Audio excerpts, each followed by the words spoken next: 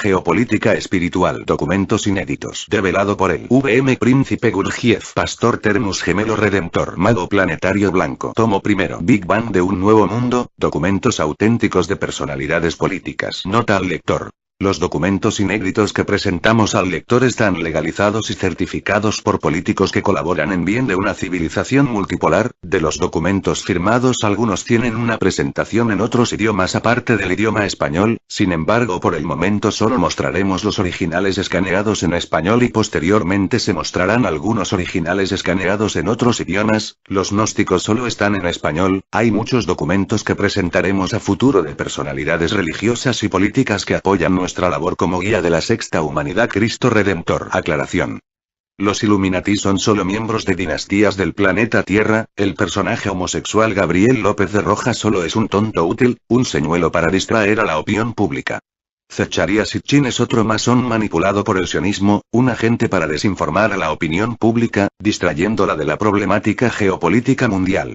Vosotros estáis con una venda en vuestros ojos colocada por la religión, malos políticos y élites económicas. Despertad y luchad por vuestra libertad económica y derecho a una vida digna donde no os falte nada para formar un hogar dichoso. Según datos oficiales del FMI, 8 de cada 10 capitales son de un origen ilegal a nivel mundial, así que esos autores les venden la historia de Sea y será millonario. El secreto del secreto, cómo vender un libro tonto y hacerse rico, y cuanto os dicen los diversos gurúes del mercado como Cornajo, Napoleón, Coelho, Virne, Camilo Cruz, Johnson Spencer, etc., os engañan. El que tiene dinero, conocidos, buen apellido, influencias puede con facilidad hacer más dinero salvo sea un inútil.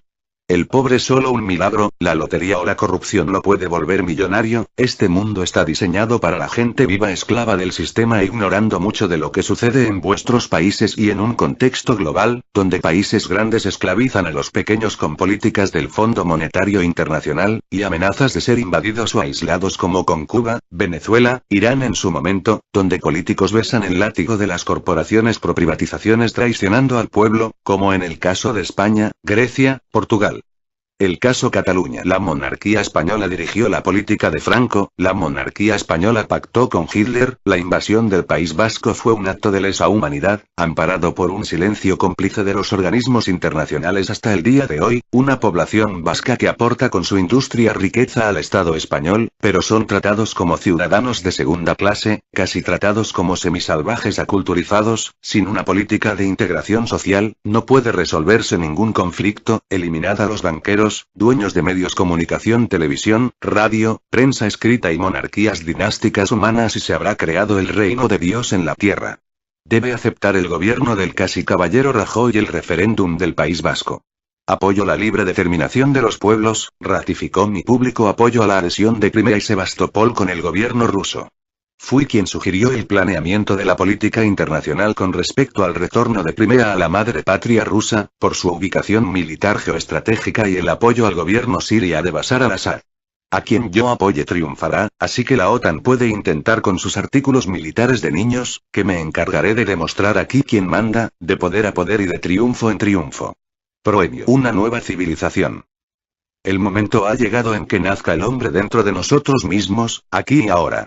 Existen fuentes tradicionales de conocimiento que nos indican, con exactitud, cuál es el camino que conduce al advenimiento del hombre. Ante todo, es necesario que haya verdadero amor a la sabiduría. Ante todo, es necesario que haya disponibilidad al hombre y dice la antropología esotérica gnóstica que el Sol en estos momentos está haciendo un gran ensayo en el tubo de ensayo de la naturaleza. El Sol quiere crear hombres y cuentan viejas tradiciones que se pierden en la noche profunda de todas las edades que durante la época de Abraham, hubo una buena cantidad de creaciones humanas. En las épocas del cristianismo, durante los primeros 8 siglos, también hubo una buena cantidad de creaciones humanas. En la Edad Media se hicieron algunas creaciones y en estos momentos, el Sol, dicen las viejas tradiciones, está haciendo un último esfuerzo por crear al hombre.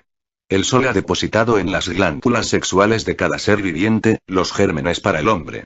Ahora, solo nos toca cooperar con el Sol, para que nazca el hombre dentro de nosotros mismos, aquí y ahora. El superhombre es terriblemente divino. Empuña la espada de la justicia y lucha contra las potencias del bien y del mal. El superhombre es un Pitágoras. El superhombre es un Hermes Trismegisto, el 3 veces grande dios Ibis de Tot. El superhombre es un Quetzalcóatl, que hace estremecer a los nahuas. El superhombre es un Jesús de Nazaret, el superhombre es un Manco Cápac, que en la tierra de los incas origina la gran tempestad de todos los ideales, y también, la fuerza que lleva su mensaje por los países del sur. El superhombre obviamente tiene poder sobre los elementos. Sobre el fuego que flamea, sobre los aires que rugen como lobos, y también sobre las aguas y la perfumada tierra. El superhombre, por encima de todos los dogmas y de todos los exclusivismos, desenvaina la espada y combate contra sí mismo, contra todo y contra todos, y ha llegado la hora de que nosotros nos preparemos para el advenimiento del superhombre. Samael Aun Weor. Fósiles sugieren que las pirámides de Egipto estuvieron sumergidas bajo el agua del mar. El arqueólogo Sherif El Morsi viene trabajando extensamente en la meseta de Giza durante más de 2 décadas, y en 2013 se asoció con su colega la investigadora Antoine Gibal, fundadora de Humanity Foundation Fellow Researcher, para mostrar su descubrimiento, un polémico fósil que puede cambiar toda la historia. El Dr. Robert M. Schloss fue uno de los primeros científicos que abordó realmente el tema de las estructuras de la meseta, las que son mayores de lo que se pensaba a principios de 1990, sugirió que la esfinge tiene miles de años más de lo que normalmente se cree. Basado en estudios realizados en patrones de erosión hídrica que se encuentran tanto en la estatua, como en la roca circundante, se remontaría de 5.000 a 9.000 años antes de Cristo. Morsi ha estado investigando más profundamente sobre este misterio desde entonces durante una de sus sesiones de fotos que documentan los patrones de erosión de muchos de los megalitos de la zona, hizo un descubrimiento que sugiere, además, que el área estuvo en algún momento sumergida. Durante la sesión de fotos Morsi detecta una antigua línea de costa, casi tropezó con un segundo nivel de bloques del templo. Para su sorpresa, la protuberancia en la superficie superior del bloque, encontró un exoesqueleto petrificado de un equinoideo, erizo de mar, una criatura marina de mar poco profundo. Morsi sostiene que la meseta de Giza, alguna vez se vio inundada por una oleada marítima. En particular, el sitio del templo Mencara alguna vez estuvo en una antigua laguna, cuando la alta mar cubría la necrópolis, la esfinge, los complejos de templos y otros sitios. Señala Morsi que podemos ver claramente la condición prístina y detalles minuciosos de la perforación del exoesqueleto, lo que significa que esta criatura marina debe haberse petrificado en los últimos tiempos. No es un fósil cuyo cuerpo es como la mayoría de los fósiles que se remontan a 30 millones de años, pero está petrificado por los depósitos de sedimentos que han llenado sus vacíos. Morsi cree que la inundación fue bastante significativa, alcanzando un máximo de 75 metros sobre el nivel del mar actual y la creación de una línea de costa que abarca el recinto Khafra cerca de la esfinge en el templo Mencara.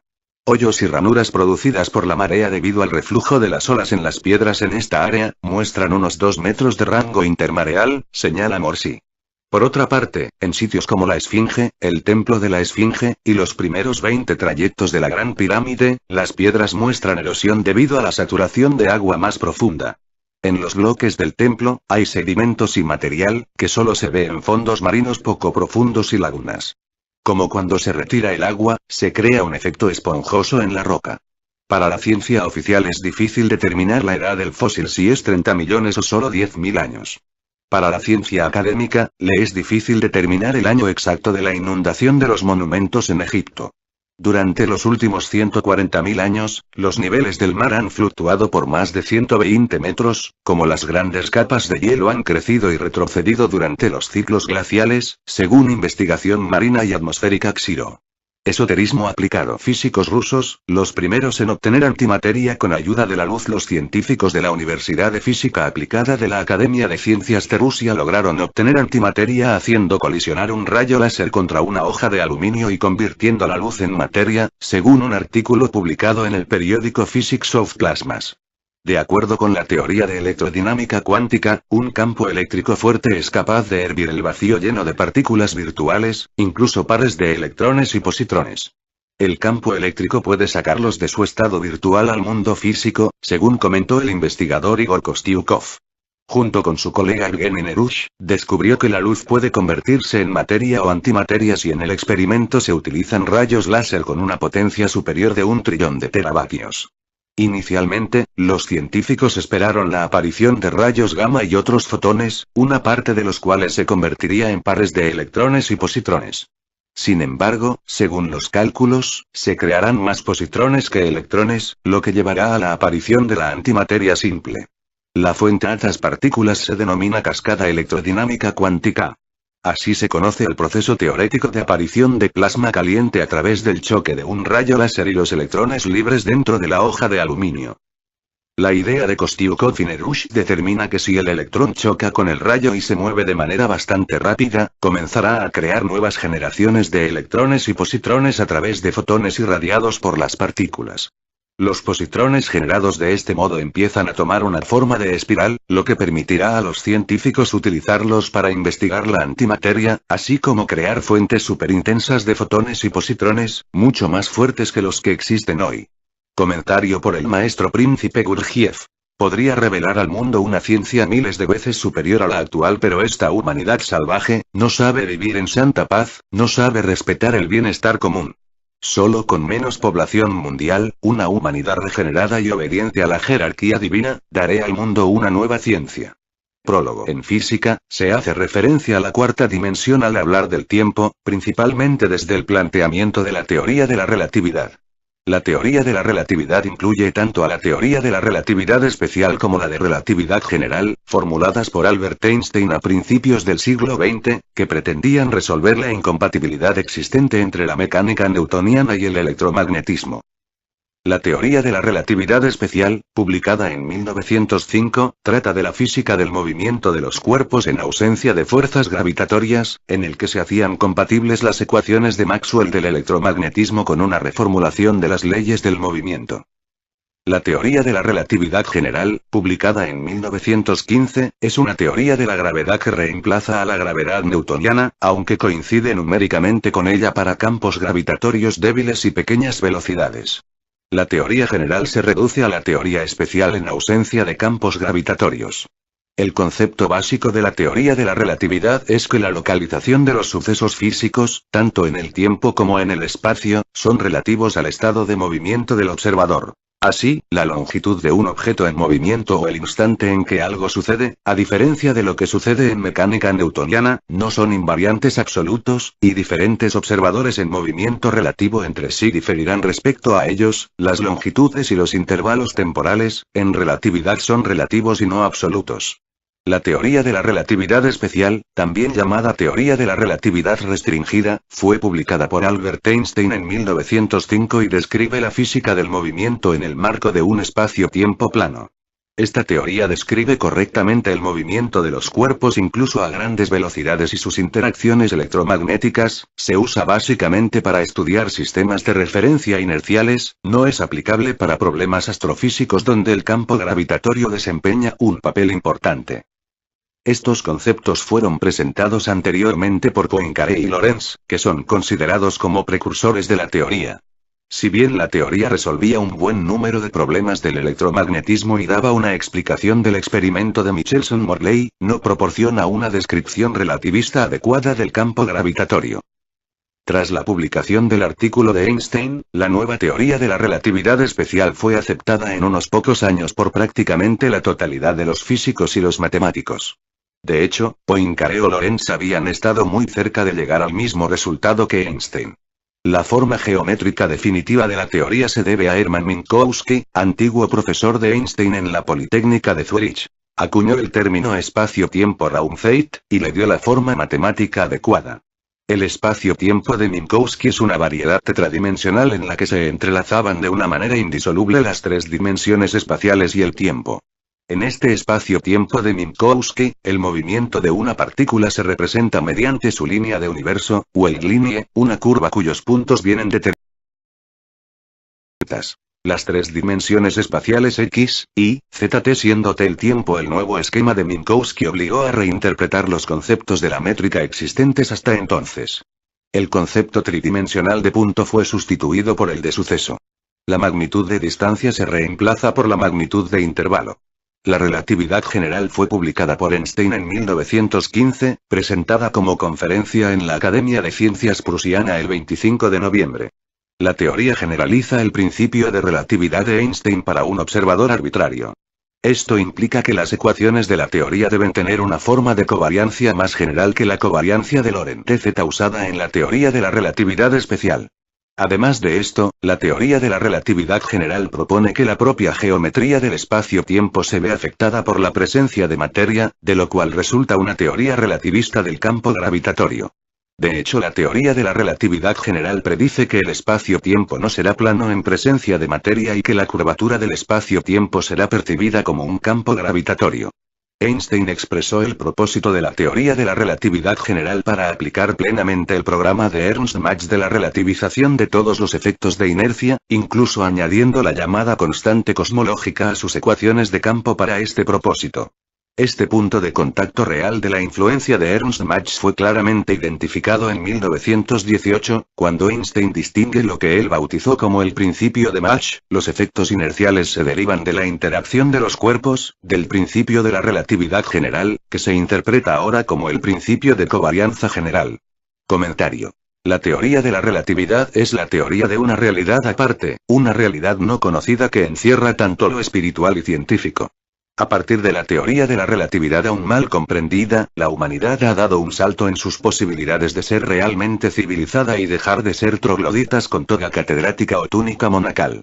Energía y materia. La equivalencia entre la masa y la energía dada por la expresión de la teoría de la relatividad.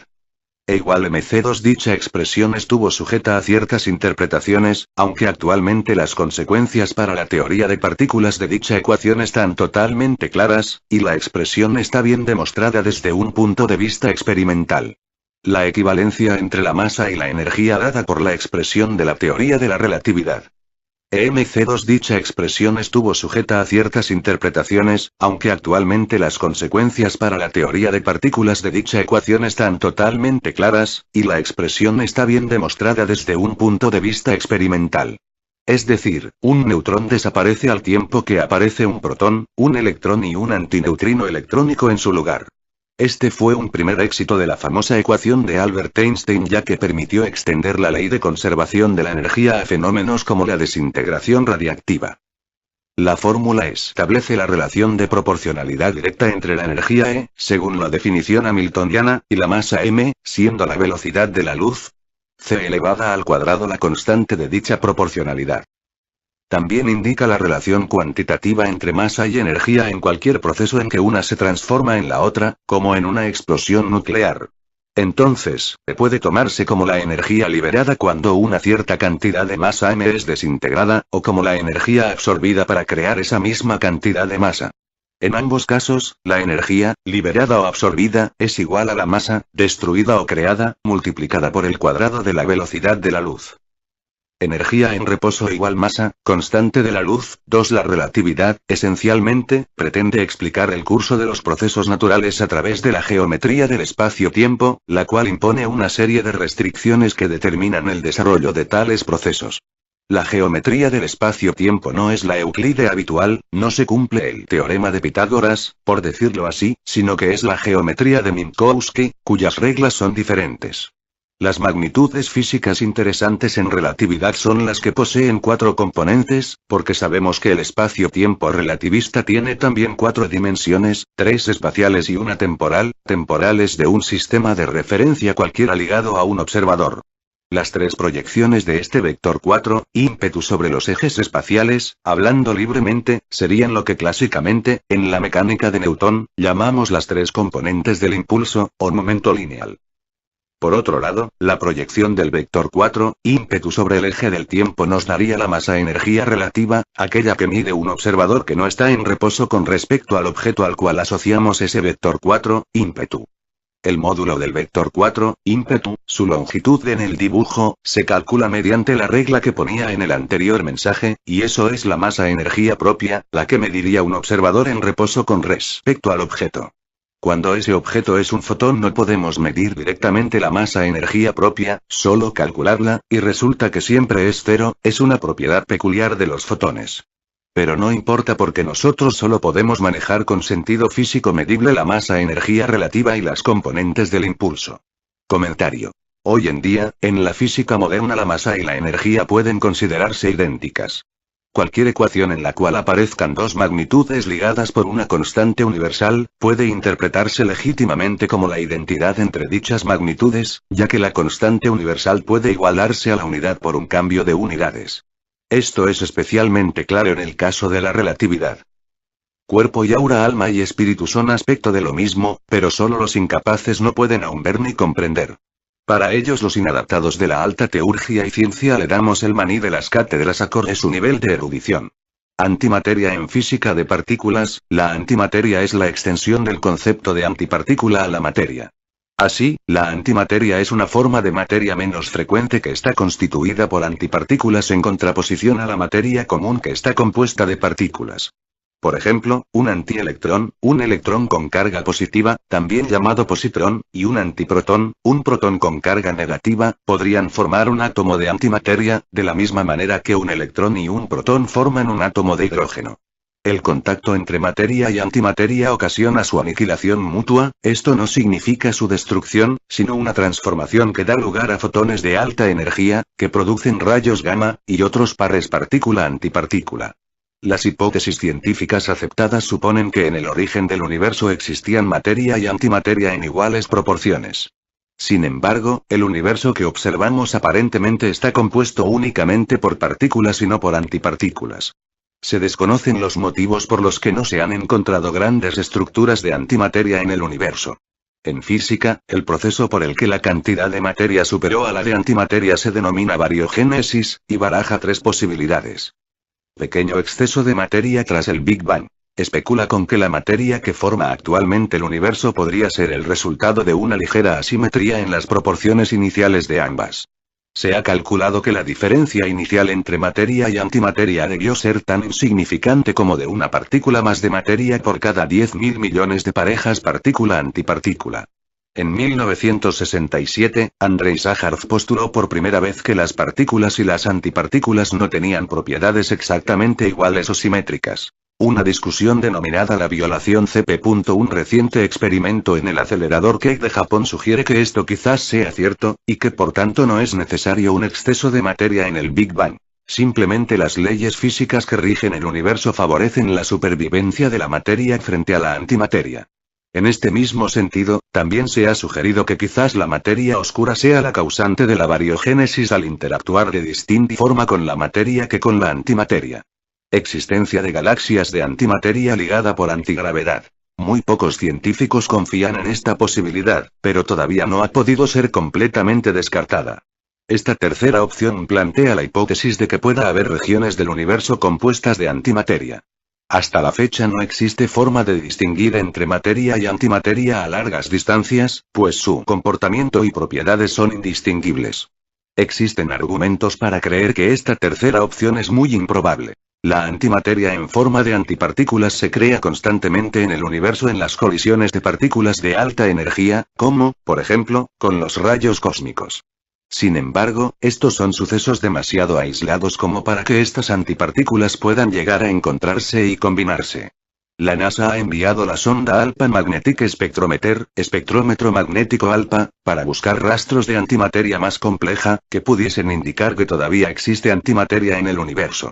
Sin embargo, los experimentos no han detectado nada hasta la fecha. Comentario. La teoría del Big Bang es lo mismo que cuenta los libros védicos, solo que lo creó el dios Brahma, está totalmente detallado en libros védicos y se sabe leer entre líneas. La antimateria no es otra cosa que la parte sutil del universo, lo cual lo anuncia el esoterismo en todas las culturas y latitudes hace milenios, pero los pseudo-sabios lo negaban. Ahora los varones de ciencia empiezan a demostrar el esoterismo, la teurgia, la alquimia. Teoría de cuerdas. La teoría de cuerdas es un modelo fundamental de física teórica que básicamente asume que las partículas materiales aparentemente puntuales son en realidad estados vibracionales de un objeto extendido más básico llamado cuerda o filamento. De acuerdo con esta propuesta, un electrón no es un punto sin estructura interna y de dimensión cero, sino un amasijo de cuerdas minúsculas que vibran en un espacio-tiempo de más de 4 dimensiones. Un punto no puede hacer nada más que moverse en un espacio tridimensional. De acuerdo con esta teoría, a nivel microscópico se percibiría que el electrón no es en realidad un punto, sino una cuerda en forma de lazo. Una cuerda puede hacer algo además de moverse. Puede oscilar de diferentes maneras. Si oscila de cierta manera, entonces, microscópicamente veríamos un electrón. Pero si oscila de otra manera, entonces veríamos un fotón, o un quark, o cualquier otra partícula del modelo estándar. Esta teoría, ampliada con otras como la de las supercuerdas o la teoría M, pretende alejarse de la concepción del punto partícula. La siguiente formulación de una teoría de cuerdas se debe a Giles Cherk y John Henry Schwartz, que en 1974 publicaron un artículo en el que mostraban que una teoría basada en objetos unidimensionales o cuerdas en lugar de partículas puntuales podía describir la fuerza gravitatoria. Aunque estas ideas no recibieron en ese momento mucha atención hasta la primera revolución de supercuerdas de 1984. De acuerdo con la formulación de la teoría de cuerdas surgida de esta revolución, las teorías de cuerdas pueden considerarse de hecho un caso general de teoría de Kaluza-Klein cuantizada. Las ideas fundamentales son dos. Los objetos básicos de la teoría no serían partículas puntuales sino objetos unidimensionales extendidos. En las 5 teorías de cuerdas convencionales estos objetos eran unidimensionales o cuerdas. Actualmente en la teoría M se admiten también de dimensión superior o p-branas. Esto renormaliza algunos infinitos de los cálculos perturbativos. El espacio-tiempo en el que se mueven las cuerdas y p-branas de la teoría no sería el espacio-tiempo ordinario de 4 dimensiones sino un espacio de tipo Kaluza-Klein, en el que a las 4 dimensiones convencionales se añaden 6 dimensiones compactificadas en forma de variedad de Calabi-Yau. Por tanto, convencionalmente en la teoría de cuerdas existe una dimensión temporal, 3 dimensiones espaciales ordinarias y 7 dimensiones compactificadas e inobservables en la práctica. La inobservabilidad de las dimensiones adicionales está ligada al hecho de que éstas estarían compactificadas, y solo serían relevantes a escalas pequeñas comparables con la longitud de Planck. Igualmente, con la precisión de medida convencional las cuerdas cerradas con una longitud similar a la longitud de Planck se asemejarían a partículas puntuales. Tras la introducción de las teorías de cuerdas, se consideró la conveniencia de introducir el principio de que la teoría fuera supersimétrica. Es decir, que admitiera una simetría abstracta que relacionara fermiones y bosones. Actualmente la mayoría de teóricos de cuerdas trabajan en teorías supersimétricas. De ahí que la teoría de cuerdas actualmente se llame teoría de supercuerdas. Esta última teoría es básicamente una teoría de cuerdas supersimétrica. Es decir, que es invariante bajo transformaciones de supersimetría. Actualmente existen 5 teorías de supercuerdas relacionadas con los 5 modos que se conocen de implementar la supersimetría en el modelo de cuerdas. Aunque dicha multiplicidad de teorías desconcertó a los especialistas durante más de una década, el saber convencional actual sugiere que las 5 teorías son casos límites de una teoría única sobre un espacio de 11 dimensiones, las 3 del espacio, 1 temporal y 6 adicionales resabiadas o compactadas y 1 que las engloba formando membranas de las cuales se podría escapar parte de la gravedad de ellas en forma de gravitones. Esta teoría única, llamada teoría M, de la que solo se conocerían algunos aspectos, fue conjeturada en 1995. La teoría de supercuerdas es algo actual. En sus principios, mediados de los años 1980, aparecieron unas 5 teorías de cuerdas, las cuales después fueron identificadas como límites particulares de una sola teoría. La teoría M. Las 5 versiones de la teoría actualmente existentes, entre las que pueden establecerse varias relaciones de dualidad son: la teoría de cuerdas de tipo primero, donde aparecen tanto cuerdas y branas abiertas como cerradas, que se mueven sobre un espacio-tiempo de 10 dimensiones. Las branas tienen 1, 5 y 9 dimensiones espaciales. La teoría de cuerdas de tipo IA, es también una teoría de 10 dimensiones pero que emplea solo cuerdas y branas cerradas. Incorpora los gravitones, partículas teóricas asociadas al gravitón mediante relaciones de supersimetría. Usa branas de dimensión 0, 2, 4, 6 y 8. La teoría de cuerdas de tipo I difiere de la teoría de tipo IA principalmente en el hecho de que esta última es no quiral, conservando la paridad. La teoría de cuerda heterótica SO32 heterótica O, basada en el grupo de simetría O32. La teoría de cuerda heterótica E8-C8, heterótica E, basada en el grupo de Lie excepcional E8. Fue propuesta en 1987 por Gross, Harvey, Martinek y Rom. El término teoría de cuerdas se refiere en realidad a las teorías de cuerdas bosónicas de 26 dimensiones y la teoría de supercuerdas de 10 dimensiones, esta última descubierta al añadir supersimetría a la teoría de cuerdas bosónica. Hoy en día la teoría de cuerdas se suele referir a la variante supersimétrica, mientras que la antigua se conoce por el nombre completo de teoría de cuerdas bosónicas. En 1995, Edward Witten conjeturó que las 5 diferentes teorías de supercuerdas son casos límite de una desconocida teoría de 11 dimensiones llamada teoría M. La conferencia donde Witten mostró algunos de sus resultados inició la llamada segunda revolución de supercuerdas.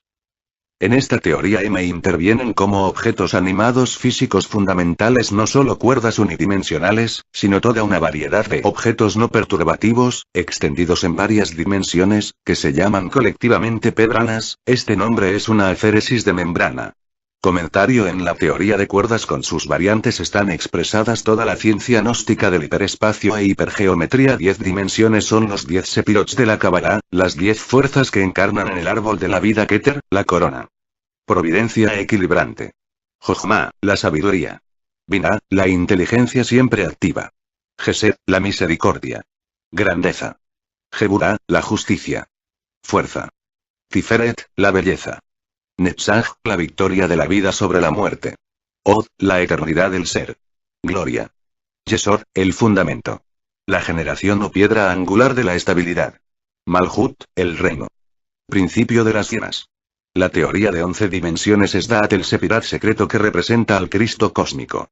Como verán los detractores del esoterismo, tanto las religiones como los pseudoacadémicos, o los ateos son hermanos mal informados. La ciencia hoy comprueba la gnosis. Comentario general. Obra santa es ilustrar a los tontos con toga catedrática o túnica monacal. La ciencia hoy confirma muchas afirmaciones de la alquimia. Rechazo el dogma que pretende apropiarse de la religión, como el dogma pretende apoderarse de la ciencia, o los dogmas político-económicos. Los hechos han demostrado la humanidad va avanzando con pasos lentos. Aclaró: las fórmulas de física y química aún están años luz de ser ciencia real y objetiva. Todos vuestros teoremas contienen solo un porcentaje de verdad. Introducción. Capitalismo, dominio absoluto de la propiedad privada de los medios de producción, es mayoritaria cuantitativamente y fundamental cualitativamente. La forma dominante es el sector privado. El empresario, dueño de los medios de producción, tiene derecho a utilizar los medios de producción, a apropiarse del producto y enajenar una parte o totalidad de la empresa. En función del objetivo de beneficio se pueden utilizar los medios de producción. Determina las relaciones de producción, cómo se distribuye el ingreso entre consumo e inversión. Estas decisiones se toman en función de los medios de producción y va a determinar la estructura de clases sociales. El rasgo más importante del capitalismo es que el mercado es el encargado de asignar los recursos productivos. Existencia de agentes económicos. Existen agentes económicos distintos y van a funcionar de manera que obtengan el máximo beneficio. Las decisiones se adoptan en la esfera macroeconómica, por agentes que asumen riesgos. Además, la demanda externa a la empresa debe ser satisfecha. Los precios son la variable más económica desde el punto de vista del funcionamiento del mercado. Son la vía fundamental a través de la cual los agentes económicos reciben información. La información es lo que permite tomar decisiones. La competencia se invierte porque hay competencia, es una variable estratégica, significa que hay libertad para la entrada y salida de un mercado. Los mercados más importantes son el laboral, el de bienes y servicios, el financiero, el papel del Estado. Es fundamental en una economía capitalista, el Estado sirve al sector privado. El Estado participa activamente en calidad de regulador, no tanto como productor. Regula mediante las distintas políticas económicas y creando leyes referentes al comportamiento de los agentes económicos. En el capitalismo el proceso de internacionalización se lleva a cabo a través del comercio. A partir de los años 60 y mediante la YED hay un proceso de internacionalización del conocimiento, la tecnología. El capitalismo es un proceso complejo que supone la internacionalización de los flujos económicos. El factor fundamental es la competencia, si no se eliminan los aspectos por los cuales el capitalismo articula el mercado internacional. La concentración de capital exige un mercado global para que las operaciones sean rentables. El capitalismo es un sistema que busca un beneficio y tiene mucho que ver con la inversión directa. Comunismo es, en su forma ideal, una sociedad sin diferencia de clases y en donde todo lo que se produzca pertenece a todos y no a unos cuantos. Para ello es necesario acabar con la propiedad privada de los medios de producción y convertirlos en propiedad común, de todos. Es aquel estado social en el cual no existe ni la propiedad privada de los medios de producción, ni el Estado, ni las clases sociales. En él un grupo humano no explota al otro, ni los individuos lo hacen entre sí. También se entiende por comunismo la doctrina que aboga por el establecimiento de tal estado social o que asevera que el mismo será inevitablemente el estado social futuro. Sin embargo, un comunismo autoritario, que suprime la libertad religiosa, no es deseable, es un atentado de lesa humanidad. Socialismo es la repartición de la riqueza, producida, de manera equitativa. Para ello, según la teoría, es necesario que el Estado intervenga. Idealmente, con el tiempo el Estado podría ir desapareciendo, una vez que la sociedad haya alcanzado la igualdad, cada uno haya logrado encontrar su libertad mediante la emancipación propia, cada quien puede hacer lo que prefiera hacer, y la sociedad se haya integrado y funcione correctamente. El socialismo es, en síntesis, la teoría, doctrina o práctica social que promueve la posesión pública de los medios de producción y su administración también pública, en pro del interés de la sociedad en general y no en favor de clases o grupos particulares. El socialismo y el comunismo son dos sistemas ideológicos que surgen como respuesta a la revolución industrial. Durante dicha revolución, muchos capitalistas dueños de fábricas, se hicieron extremadamente ricos explotando a sus trabajadores, a los cuales les pagaban un salario injusto mientras trabajaban sin descanso durante largas jornadas laborales, a veces sin el almuerzo y la ventilación adecuada. Es en este contexto en el que surgen estos dos sistemas ideológicos, los cuales estaban orientados a mejorar la situación de los trabajadores e impulsar el crecimiento económico por medio de diferentes estrategias. A pesar de que tienen ciertas similitudes, hay muchas diferencias entre el comunismo y el socialismo. A continuación veremos cuáles son. Socialismo. El socialismo es una teoría o sistema de organización social que aboga por la adquisición de derechos de la propiedad, control de los medios de producción y distribución del capital, la tierra y por toda la sociedad en conjunto. Socialismo es menos extremo y más flexible que el comunismo. La principal diferencia entre estos dos sistemas es que el socialismo se enfoca especialmente en el aspecto económico, mientras que el comunismo se relaciona más con el sistema político. Ambos son sistemas de producción que se concentran en la planificación centralizada y en el uso de la propiedad pública como medio de producción. El socialismo considera que el control social planificado se debe implementar para manejar la economía. Surge desde el mismo capitalismo como una forma de nueva sociedad. Cree en el logro de una sociedad sin clases por medio del capitalismo y la propiedad privada. Es decir, no necesariamente rechaza estos dos últimos elementos. Los socialistas creen que el control económico puede lograrse mediante la participación de tantas personas como sea posible en la puesta en marcha de una sociedad sin clases. De acuerdo con el ideal socialista, la producción debe distribuirse de acuerdo al trabajo de las personas, la cantidad y la calidad del trabajo realizado. Sin embargo, consideran importante contar con la producción suficiente para cubrir las necesidades de todos. Algunos ejemplos de estados socialistas, que tienen políticas socialistas en combinación con una economía capitalista y un sistema político democrático son Guyana, Tanzania, Sri Lanka, República Portuguesa, India. Estos países han incorporado algunas ideas socialistas en sus sistemas económicos, entre las cuales se incluyen mayores beneficios para los trabajadores. Comunismo. La palabra comunismo proviene del latín communis, que significa común o perteneciente a todos. El ideal del sistema comunista es una sociedad libre, sin división ni alineación, donde la gente se vea libre de la opresión y la escasez. Se trata de una teoría y un sistema de organización social basado en la explotación de todos los bienes en común. La propiedad, en lugar de ser privada, pasa a ser de la comunidad o el Estado. Comunismo. En este caso, toda la actividad económica y social está controlada por un Estado totalitario, dominado por un único y autoperpetuo partido político. Como se dijo anteriormente, el comunismo se asocia con el sistema político. No se limita a lo económico. La idea comunista es que las organizaciones centralizadas deben administrar la economía para lograr una sociedad sin clases, en la que todos sean iguales. A diferencia del socialismo, el comunismo cree que solamente poniendo fin al capitalismo y a la propiedad privada se puede lograr una sociedad sin clases. Por esta razón dicen que todas las propiedades, fábricas y deben ser propiedad estatal o del gobierno central. Países comunistas. Los comunistas creen que un pequeño grupo de personas debería tener la responsabilidad del manejo de los medios de producción.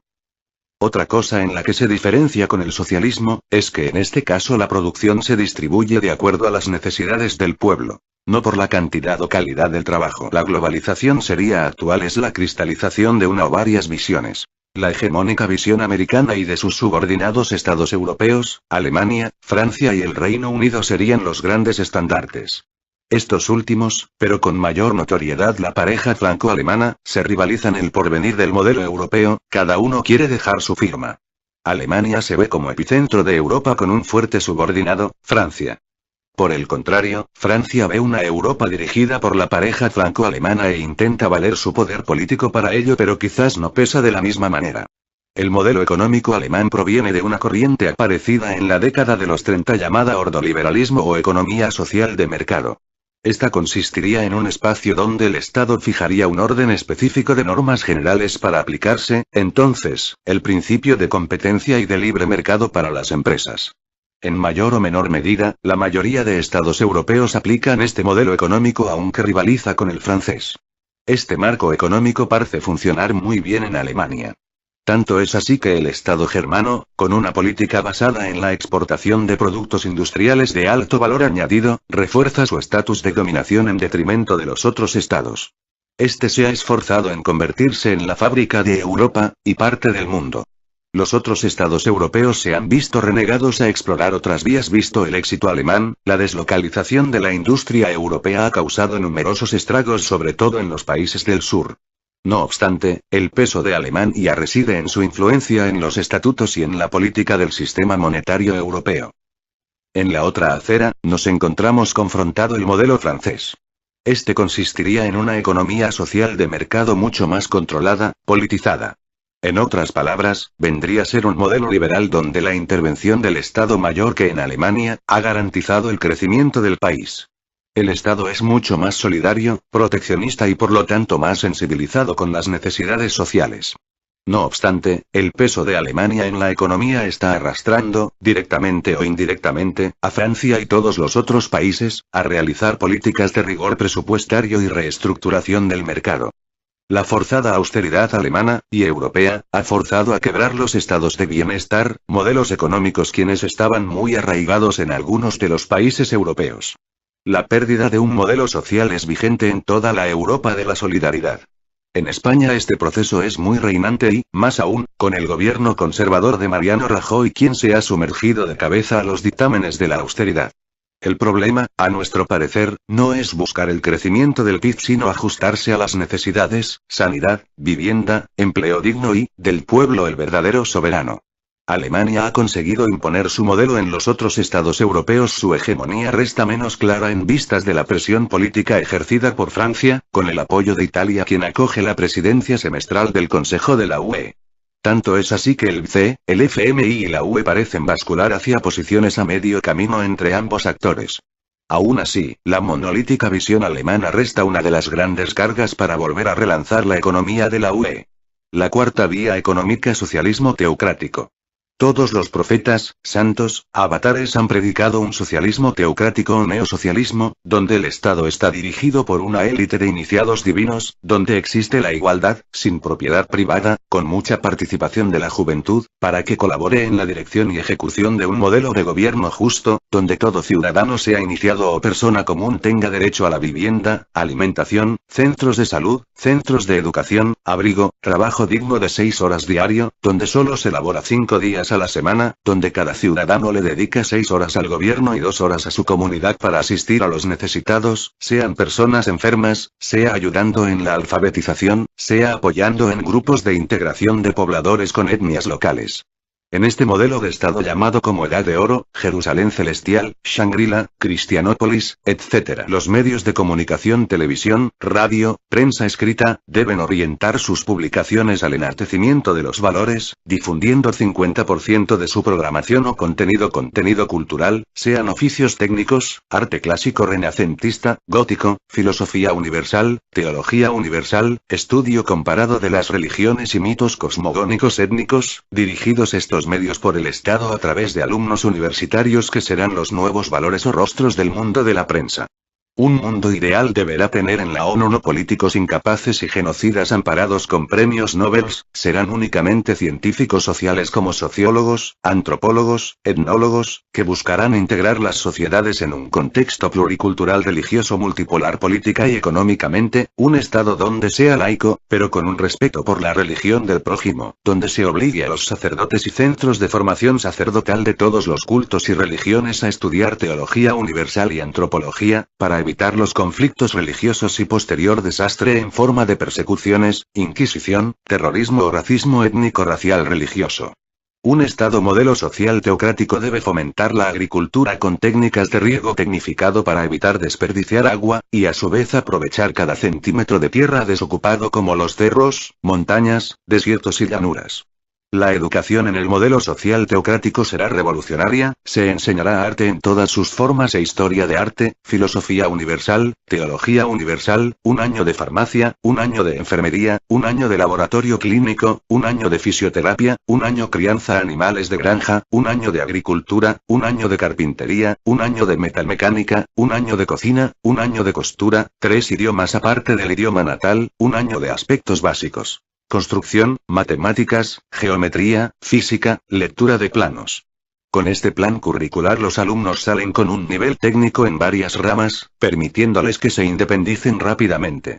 Se formarán parejas más sólidas y se evitará la fuente del alto índice de madres solteras. La mujer en el gobierno de la cuarta vía, social teocrático, o neosocialismo, es el pilar de la sociedad, porque es el personaje central en la formación de los hijos. Un gobierno social teocrático no solo depende del autoconsumo y de la exportación de materias primas, el Estado social teocrático incentiva la industria nacional de maquinaria pesada para minería y agricultura, la industria automotriz y aeronáutica. Si el país no cuenta con los aspectos técnicos o carece de las materias primas para su industria, podrá asociarse con otros países en tratados bilaterales, para que algún país más grande lleve técnicos y se construyan bien fábricas de producción, o por lo menos de ensamblado. Conflictos sociales en los países. Los conflictos internos surgen de las malas políticas de Estado, la mala distribución de las riquezas. En muchos países como India o Latinoamérica existen muchos grupos étnicos con sus propias costumbres, su propia lengua, su propio cosmogénesis.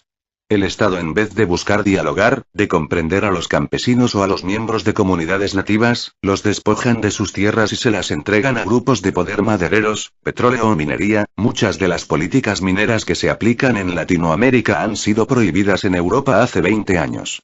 Un Estado social teocrático debe promover y por lo menos consumir el 50% de su energía de fuentes alternativas como la luz solar.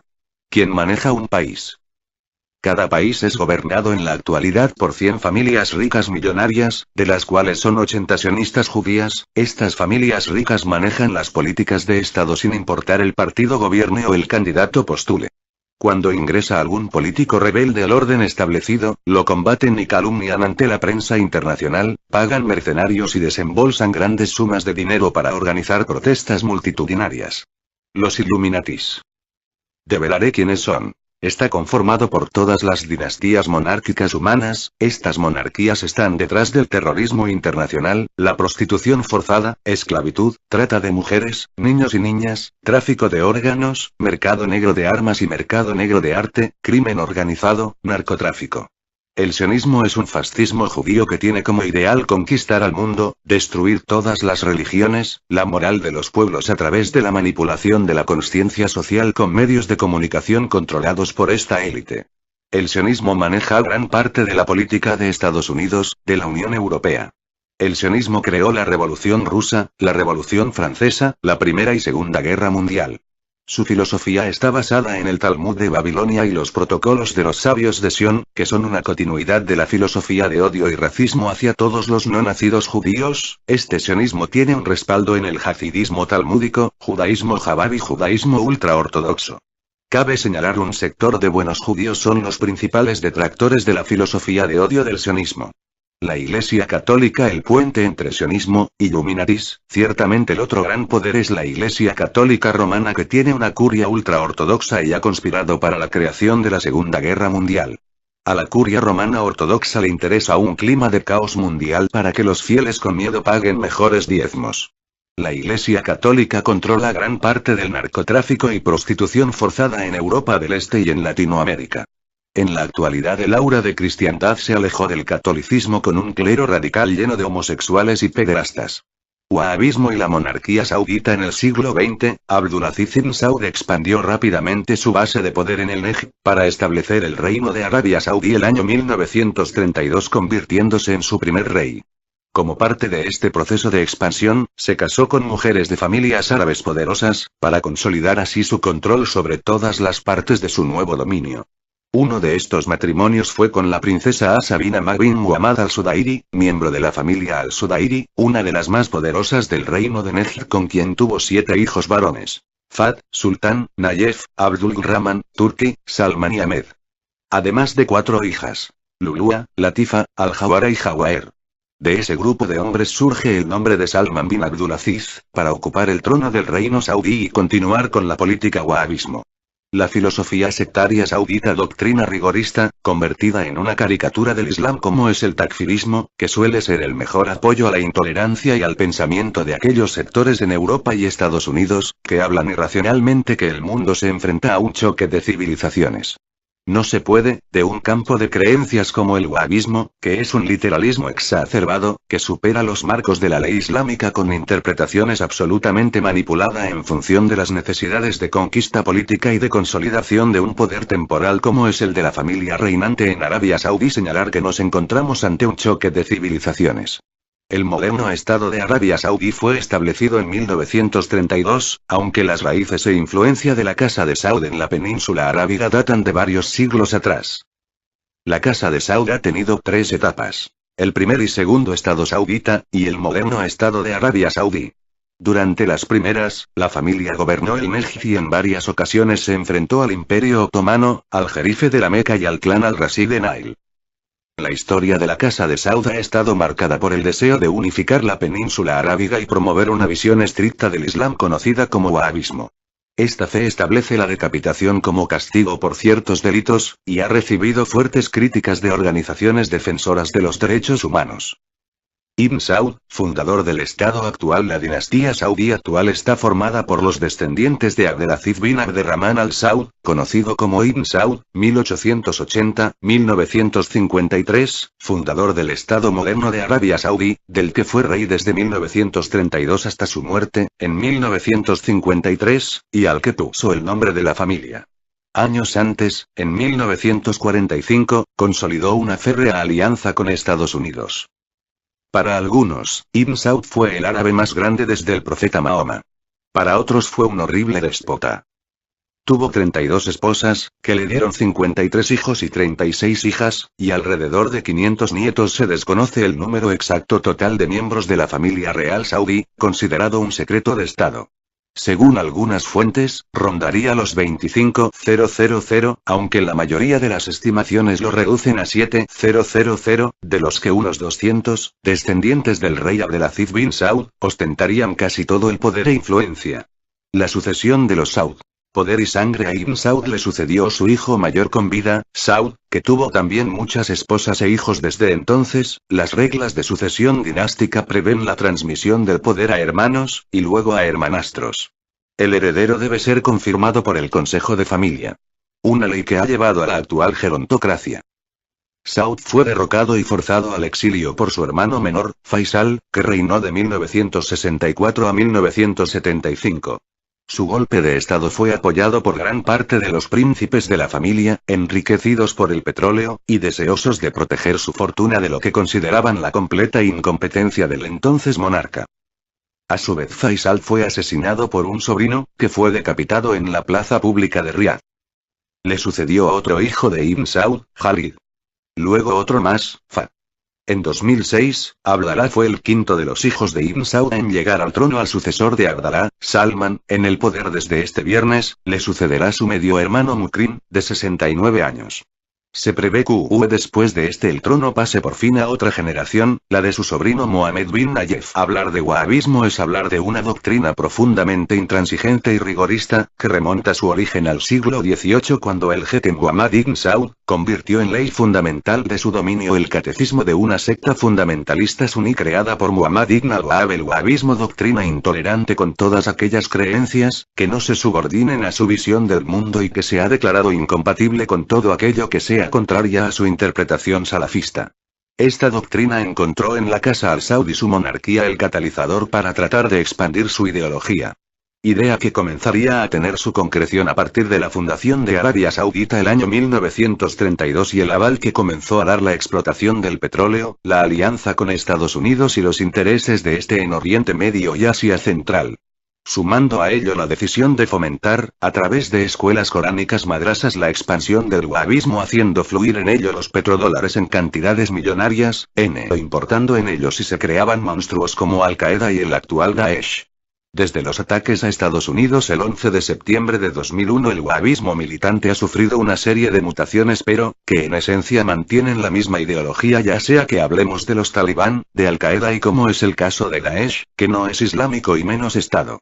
El atentado del 11 de septiembre fue autoatentado, las Torres Gemelas fueron demolidas con explosiones controladas por personal del servicio secreto judío con el consentimiento del gobierno de turno en Estados Unidos, y financiado por Arabia Saudita, siendo que la mayoría de los terroristas conocidos eran de nacionalidad saudita. Bin Laden es de nacionalidad saudita, un ex agente de la CIA, como los fue Saddam Hussein, como los fue Gaddafi. En su momento Saddam Hussein y Gaddafi quisieron sublevarse de sus ex patrones y los eliminaron por su actitud antisistema. El actual líder de Daesh es un agente secreto judío, miembro de la Mossad. El Islam era la religión que más crecía en Occidente, y el sionismo y el catolicismo han conspirado en la creación del grupo terrorista Daesh para derrocar una religión adversa a su economía. A su vez Arabia Saudita, Reino Unido, Estados Unidos y el país judío desean aislar política y estratégicamente a Irán, por ello atacan a Yemen, Siria. Vemos cómo con impunidad el gobierno sionista desobedece las leyes internacionales, se pasea sobre las resoluciones del Consejo de Seguridad de la ONU gracias a la impunidad que le brinda Estados Unidos. El atentado de Madrid, España, y los de Francia son autoatentados. El orden mundial se proponen imponer, no contentos con esclavizar a los pueblos con la deuda externa, las políticas del Fondo Monetario Internacional y Banco Mundial, no contentos con poner y deponer gobernantes, desean quitar todos los derechos civiles a Occidente tanto en el continente europeo y el continente americano, el pretexto, la lucha contra el terrorismo para espiar a cada ciudadano con cámaras, espiar sus conversaciones telefónicas, correos electrónicos, etc., tener manipulado y embrutecido al ciudadano como un animal de granja trabajando muchas horas, con medios de desinformación masivos como CNN, BBC, etc., para que no se dé cuenta el ciudadano de quienes controlan los hilos de la economía y política mundial. En 3 años y medio, el gobierno del presidente mexicano Enrique Peña Nieto supera el número de desapariciones ocurridas durante los 6 años de su antecesor Felipe Calderón Hinojosa. Datos del Registro Nacional de Datos de Personas Extraviadas o Desaparecidas, RENPED, detallan que del 2013 al mes de abril del presente año hubo 13.156 desapariciones. 72 más que las registradas entre el 2007 al 2012. El caso de México como el de Colombia es un narcoestado donde hay políticos como Uribe, tienen capital económico para armar grupos terroristas, paramilitares, con la finalidad de crear caos social. Cuando existe un estado de emergencia los políticos roban a su gusto con impunidad, porque no se pueden fiscalizar los presupuestos, por ello países como Reino Unido y Estados Unidos necesitan inventar un enemigo interno y enemigos externos, para desviar fondos del Estado a paraísos fiscales. Cabe señalar, el Banco del Vaticano sirve para lavar mucho dinero corrupto del narcotráfico europeo y de la corrupción de políticos de varios países del mundo. Solicito al presidente ruso Vladimir Putin, a la Duma, la anexión de las repúblicas populares de Donetsk y de Luhansk, como un acto humanitario, me pertenece la región. Me encargaré personalmente de dejar indefensa a más de la mitad de Europa, inhabilitando la respuesta militar de la OTAN, eso me es sencillo. El conflicto de Yemen. Una coalición internacional dirigida por Arabia Saudí lanzó ataques aéreos contra el grupo armado de los hutíes en Yemen, desencadenando un auténtico conflicto armado.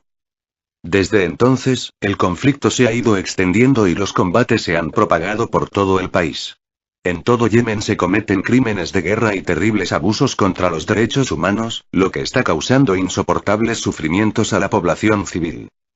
A los incesantes bombardeos aéreos de las fuerzas de la coalición hay que añadir la batalla que libran en tierra las facciones rivales. Por un lado los hufíes, grupo armado cuyos miembros son seguidores de la secta del Islam chií denominada Zaidí, aliados con los simpatizantes del expresidente de Yemen Ali Abdullah Saleh. Por otro, las fuerzas contrarias a los hufíes, aliadas con el actual presidente, Abd Rabbu Mansour Hadi, y con la coalición dirigida por Arabia Saudí. En medio está atrapada la población civil, con miles de muertos y heridos y una crisis humanitaria que crece vertiginosamente. Durante un año, la mayor parte del mundo ha hecho caso omiso de este feroz conflicto y ha tenido pocas noticias sobre sus devastadoras consecuencias.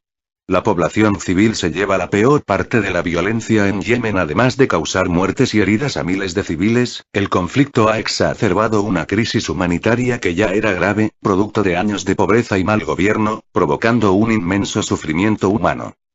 Al menos el 83% de la población yemení depende actualmente de la ayuda humanitaria para sobrevivir. Para impedir la llegada de suministros a las fuerzas hutíes, la coalición ha impuesto un bloqueo aéreo y naval parcial que ha limitado gravemente la importación y aprovisionamiento de combustible y otros productos esenciales, obstaculizado el acceso a agua, alimentos, asistencia humanitaria y suministros médicos, y provocado un fuerte aumento de los precios de la comida. Esto ha conducido a millones de personas a una situación desesperada. Los destrozos provocados por los ataques aéreos en infraestructuras logísticas básicas, como puentes, aeropuertos y puertos, también han supuesto un grave obstáculo para la circulación de ayuda humanitaria esencial. El grupo armado Houthi y sus fuerzas aliadas han puesto en peligro la vida de miles de civiles en la ciudad meridional de Taiz al impedir, en los últimos meses, la entrada tanto de suministros médicos esenciales como de alimentos. La mayoría de los hospitales de la ciudad se vieron obligados a cerrar, mientras que los pocos que siguen abiertos han estado al borde del colapso debido a la falta de suministros. El conflicto bélico de Yemen. La hipocresía de la Unión Europea, OTAN, ONU. Grupo armado de los Houthis. Por un lado, está el grupo armado de los hufíes, los comités de resistencia popular, como se los conoce habitualmente, apoyado por algunas unidades del ejército y por grupos armados leales al expresidente Ali Abdullah Saleh. Fuerzas de la coalición. Por otro, la coalición militar dirigida por Arabia Saudí y apoyada por el presidente Hadi, que ha llevado a cabo ataques aéreos y operaciones en tierra en Yemen. Son miembros de esta coalición Bahrein, Egipto, Emiratos Árabes Unidos, Jordania, Kuwait, Marruecos, Qatar y Sudán. Estados Unidos y el Reino Unido han facilitado importante apoyo logístico y de inteligencia a la coalición. Por su parte, Somalia permite a la coalición utilizar su espacio aéreo, sus aguas territoriales y sus bases militares, y Senegal ha prometido tropas. El símbolo perdurable de lealtad en la historia china. General Yue Fei, 24 de marzo de 1103 – 27 de enero de 1142, fue un líder militar que luchó para la dinastía Song del Sur contra la invasión de la dinastía Jin de los Jurchen. Es uno de los generales más reconocidos de la historia china por su lealtad. Según la leyenda, la madre de Yue Fei le tatuó los 4 ideogramas de "Sirve al país con lealtad" en su espalda antes de que partiera de su casa para unirse al ejército.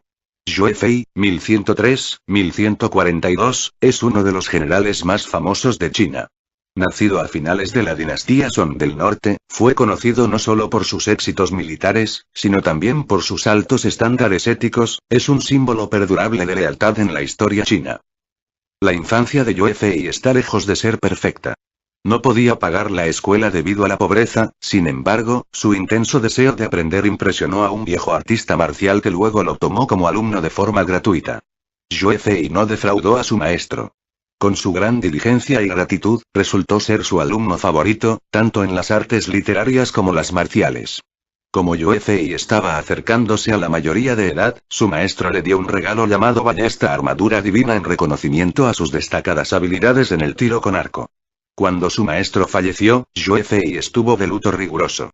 Mantuvo con él la ballesta armadura divina durante toda su vida.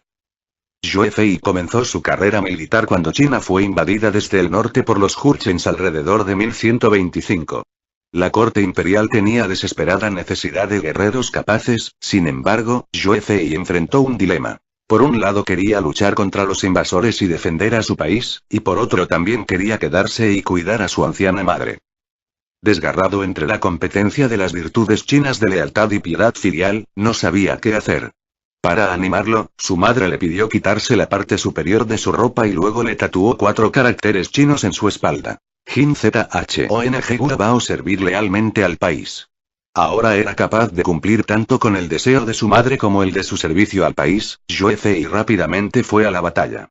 Regresó a su ciudad natal, para cuidar a su madre después de la disolución del ejército en el cual sirvió. Él saludaba a su madre todos los días y cocinaba la medicina de hierba para ella. En 1127, los Jurchens atacaron Kaifen, la capital de Song del Norte, llevándose prisionero al emperador, su padre, y cientos de funcionarios de palacio. El hermano menor del emperador escapó, cruzando el río Yangtze y estableció el gobierno Song del Sur. En el mismo año, Yue Fei se unió a las fuerzas de Song del Sur y se convirtió en un oficial militar. De 1128 a 1133, sufrieron muchas derrotas en las batallas contra Jurchens, sin embargo, Yue Fei fue invicto y se convirtió en un símbolo nacional de esperanza en tiempos difíciles. Asumió el mando de una fuerza grande. Yue Fei era estricto con sus soldados y les prohibía aprovecharse de gente común en las ciudades por donde pasaban. Su ejército fue renombrado como el ejército de Yue de no saqueos, incluso si morían de hambre. No saqueos, aunque estuvieran congelados hasta la muerte. Además de la estricta disciplina, Yue Fei era también famoso por proteger y cuidar a sus soldados. En las batallas, demostró gran valentía a su ejército liderando cargos en el frente. En el campo de batalla, cuando sus soldados se enfermaban, él personalmente les administraba la medicina. Si morían en batalla, ayudaba a sus familias. Cuando recibía recompensas de la corte imperial, las compartía con sus soldados. No solo a sus soldados, también fue conocido por proteger a los civiles. Varios años después de que la nueva dinastía Song del Sur fuera establecida, fue enviado para reprimir un levantamiento. Lo hizo, pero después de aplastar la rebelión, el emperador le ordenó ejecutar a todos en la ciudad. Yue Fei vaciló, pidiendo reiteradamente que las vidas de los ciudadanos ordinarios se salvaran, convenció al emperador para ejecutar únicamente los que habían instigado la revuelta. Los habitantes de la ciudad estaban muy agradecidos con Yue Fei por salvar sus vidas. En 1133, el emperador le hizo entrega de una bandera que decía: la más alta lealtad de Yue Fei, celebrando su devoción por el bienestar de las personas, como el del trono. De 1134 a 1140, Yue Fei puso en marcha la ofensiva y recuperó muchos territorios ocupados en el sur del río Yangtze. Su ejército se convirtió en la principal fuerza de gobierno Song del Sur y fue reconocido por su valentía. Una vez, cuando unos 300 soldados del ejército de Yue dirigido por un oficial de repente encontraron las tropas de élite Jurchen de 6.000 soldados y caballería de otros 1.000, sin entrar en pánico lucharon ferozmente hasta su última gota de sangre. Ninguno de ellos sobrevivió a la batalla, pero Jurchen sufrió una pérdida de casi 1.000 soldados. Poco después de esta batalla, 800 soldados dirigidos por el hijo de Yue Fei de 22 años derrotaron a más de 100.000 soldados de Jurchen, obligándolos a huir.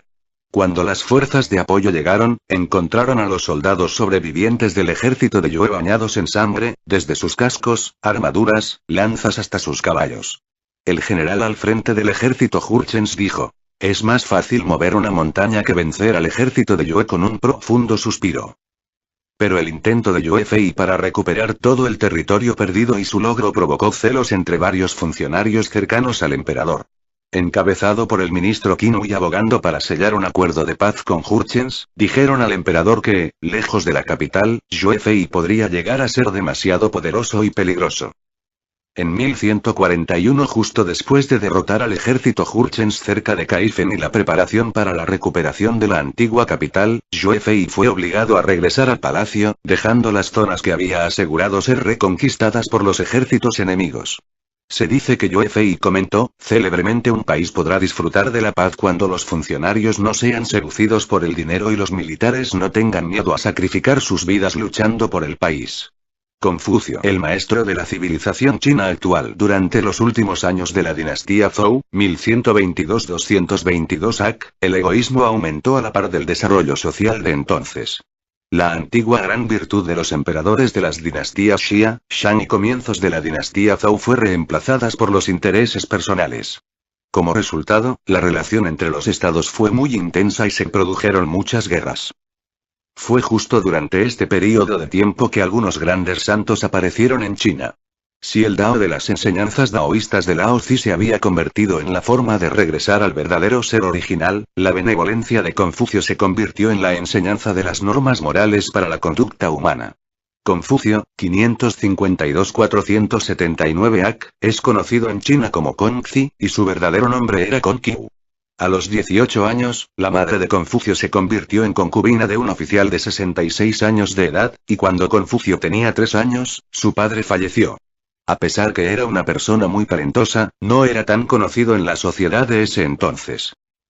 Confucio trabajó para el gobierno desde el nivel básico, y fue responsable del ganado y la gestión del granero estatal. A la edad de 51 años, fue promovido a funcionario de alto rango. Durante su gestión, abogó por el principio de benevolencia para gobernar el país y, lamentablemente, su filosofía política no fue adoptada por su monarca. Como resultado, Confucio no tuvo más remedio que renunciar a su cargo, así que decidió viajar y seguir promoviendo sus pensamientos benevolentes. Dado que era una época de inestabilidad política, su filosofía política no obtenía reconocimiento entre la nobleza. En consecuencia, Confucio regresó a su ciudad, se dedicó a la educación y creó escuelas privadas donde reclutó a muchos de sus discípulos. Debido a su esfuerzo, su enseñanza se extendió a la sociedad civil y finalmente fue considerado como el primer educador de la historia china. Su enseñanza incluye 4 aspectos fundamentales: el conocimiento y el aprendizaje, las palabras y el comportamiento, la lealtad y el perdón, y la justicia. También estableció 4 prohibiciones: sin suposiciones, sin arbitrariedades, sin terquedad y sin arrogancia. Confucio rara vez habló sobre el interés privado y, si se tocaba el tema, él siempre lo relacionaba con el destino, la benevolencia y la virtud. Él podía iluminar a sus discípulos cuando no podían soportar las penurias y dificultades. Confucio hizo una gran contribución a la educación, y fue el primer educador que impartió educación a la gente común. Tuvo más de 3.000 discípulos, independientemente de su clase, ya sean ricos o pobres, pues los que realmente querían aprender eran aceptadas por Confucio como sus discípulos y obtenían igualdad de oportunidades en la educación. En la actualidad se lo recuerda como el mayor sabio y maestro del pueblo chino, pues enseñó a la gente cómo ser un ser humano bondadoso y practicar sus principios en la vida diaria. Sus discípulos y las generaciones futuras se sintieron profundamente conmovidos por su justicia, bondad, humildad, cortesía, lealtad al país y cuidado de otras personas. Comentario: educar al ser primate llamado humano es una labor titánica. De corazón deseo un mundo mejor de valores, de todo corazón deseo la población y los gobernantes se adaptaran a los valores, pero no tengo esperanza y me temo tendré que destruir esta sociedad sin armas o sistemas humanos, para levantar una sociedad perfecta de equilibrio entre la ciencia, religión, esoterismo, filosofía, arte, sociología, psicología, antropología.